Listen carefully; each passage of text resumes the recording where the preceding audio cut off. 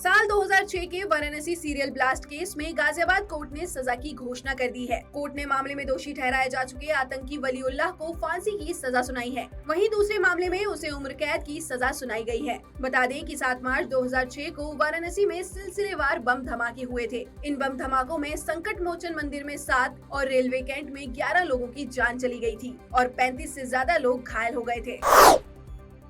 प्रधानमंत्री नरेंद्र मोदी ने वित्त और कॉरपोरेट कार्य मंत्रालयों के प्रतिष्ठित सप्ताह समारोह का उद्घाटन किया। इस दौरान उन्होंने सरकार का जन समर्थ पोर्टल भी लॉन्च किया। इसके अलावा पीएम ने 1 रुपए, 2 रुपए, 5 रुपए, 10 रुपए और 20 रुपए के सिक्कों की विशेष श्रृंखला भी जारी की। पीएम मोदी ने जन समर्थ पोर्टल पर कहा कि अलग अलग मंत्रालयों के अलग अलग वेबसाइटों के चक्कर लगाने से बेहतर है कि लोग भारत सरकार के एक पोर्टल तक पहुँचे और उनकी समस्या का समाधान हो।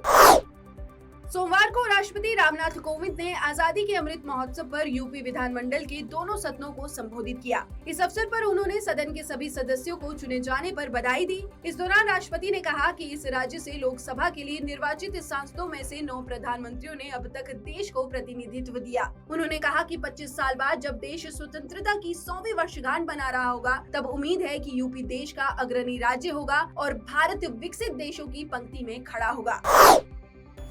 कानपुर में हुई हिंसा से जुड़े मामले में रोज रोज बड़े खुलासे हो रहे हैं। हाल ही में पुलिस को मामले के मास्टरमाइंड हयात जफर हाशमी का व्हाट्सएप चैट मिला है। इसमें कानपुर में बाजार बंद के षड्यंत्र का खुलासा हुआ। इस चैट से स्पष्ट हुआ है कि ये हिंसा संयोग से नहीं हुई, बल्कि इसके पीछे बहुत बड़ा षड्यंत्र है। इसके साथ ही एक व्हाट्सएप ग्रुप चैट में बाजार बंद और दंगों की तस्वीर को शेयर किया गया है।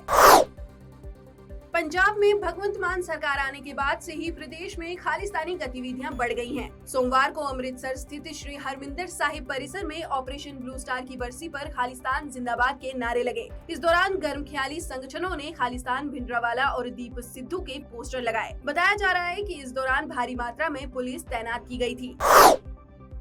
उत्तराखंड में हुए भीषण सड़क हादसे में मृतकों की संख्या 27 पहुंच गई है। राहत बचाव दल ने सभी लोगों के शव खाई से निकाल लिए हैं। इस दौरान उत्तराखंड पहुंचे एमपी के सीएम शिवराज सिंह चौहान ने रक्षा मंत्री से बात कर सभी मृतकों के शवों को एयरलिफ्ट कराने की मांग की, जिसे रक्षा मंत्री ने स्वीकार कर लिया। इसके साथ ही सीएम शिवराज सिंह चौहान ने मृतकों के परिवारों को 5 लाख रुपए और गंभीर रूप से घायलों को 50,000 रुपए की राशि देने की घोषणा की। सीएम ने कहा कि वे घायलों का निःशुल्क इलाज करवाएंगे। शुरुआती जाँच में स्पष्ट हो गया है कि बस का स्टीयरिंग फेल होने के कारण ये दुर्घटना हुई है। भाजपा के राष्ट्रीय अध्यक्ष जेपी नड्डा ने आंध्र प्रदेश के विजयवाड़ा में शक्ति केंद्र प्रमुख सम्मेलन को संबोधित किया। इस दौरान उन्होंने कहा कि आज मैं विजयवाड़ा आया हूं। मुझे लगता है कि ये धरती आयोजकों ने सही चुनी है, क्योंकि हम संगठन के माध्यम से विचारधारा की विजय हासिल करने के लिए आए हैं। सम्मेलन को संबोधित करते हुए भाजपा अध्यक्ष जेपी नड्डा ने विपक्ष पर निशाना साधा। उन्होंने कहा कि भाजपा एक ऐसी पार्टी है जिसके पास नेता है, नीति है, नियत है, कार्यक्रम है, कार्यकर्ता और वातावरण है। बाकी सभी राजनीतिक दलों के पास अगर नेता है तो नियत नहीं है, नियत है तो नीति नहीं है, नीति है तो कार्यक्रम नहीं है, और अगर कार्यक्रम है तो कार्यकर्ता नहीं है। उन्होंने कहा कि पीएम मोदी के आने से परिवारवाद, वंशवाद, जातिवाद, सांप्रदायवाद, भ्रष्टाचार और भाई भतीजावाद को हराते हुए हमने विकासवाद को आगे बढ़ाया है। दिल्ली की केजरीवाल सरकार में स्वास्थ्य मंत्री सत्येंद्र जैन की मुश्किलें लगातार बढ़ती जा रही हैं। धन शोधन के मामले में प्रवर्तन निदेशालय ने सत्येंद्र जैन के घर पर छापेमारी की। ये छापेमारी कोलकाता स्थित सत्येंद्र जैन की कंपनी द्वारा हवाला लेन देन के मामले में की गई है। बता दें कि सत्येंद्र जैन पहले से ही ईडी की गिरफ्त में है। उन्हें पीएमएलए के तहत गिरफ्तार किया गया था, जिसके बाद स्थानीय कोर्ट ने सत्येंद्र जैन को 9 जून तक ईडी की हिरासत में भेज दिया।